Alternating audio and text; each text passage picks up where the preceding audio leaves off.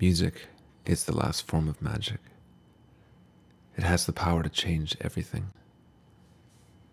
In a world controlled by the very rich, it is the last refuge for the people, a way to pull the rug from beneath the establishment and show the people a better way. All of this power, and yet, only the tiniest sliver of music's potential is used today.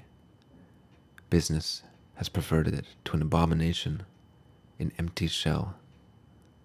What was once enlightening, majestic, and influential is now a hopeless mess of primitive drum beats and meaningless words. Today's music caters to only the most primitive of human emotions, and does so only for monetary gain. Money is the driving force behind music, and as things progress, the perversion will only get worse. The downward spiral of music is but a foreshadowing of more dire effects to come. Total control is imminent. Small businesses are dying off, giving way to bigger ones, and finally, monopolies. For music, what this means is a single label dictating what music we listen to. They will have total control over our music and be one step closer to controlling our emotions. They are killing off art, killing off culture, and killing our emotional being. We're fast becoming mindless drones, and most people don't even see it happening. Is it a coincidence that we all have a daily routine, a routine that keeps us barely surviving, with expenses equaling income and nothing else to spare? No time in the day to think, burnt out from a job that taps our energy completely.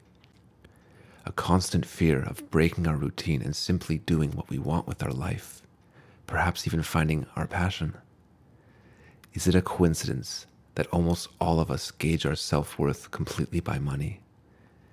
Is it a coincidence that we live completely in accordance with what is good for the rich?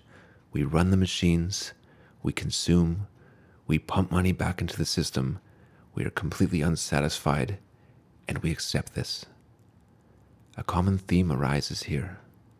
A lack of emotion is what maintains a system such as this, and that is exactly what we see happening with the perversion of music.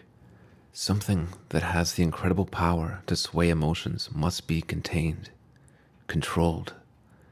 Emotional people revolt, they rise up, they fight, and above all, they don't accept their current situation. Drones comply. They accept their fate and don't cause a fuss. The great revolution of our time will not be against a dictator or a foreign invader.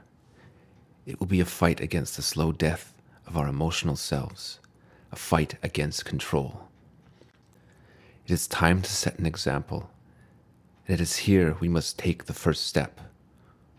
We are the breakaway point, and our power of influence is music. We have a passion that goes beyond money or fame. It is a passion that takes us to a place of incredible power, a great potential that can change the tides and move the masses. We have in our hand the ability to shock people out of apathy, to ignite emotions that have been suppressed for so long. The music of the next age will shock, it will offend, and it will meet with great opposition. But so do all things that provoke change.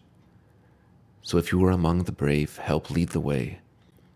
Stop your routine for long enough to see the world for what it is. Find your passion and let it be your compass. If you are among the fearful, offended by what you hear, it matters not. I have provoked emotion in you nonetheless. Whatever side of the fence you are on, the message cannot be unheard. Our culture is slowly being sterilized in order to make the perfect citizens obedient drones.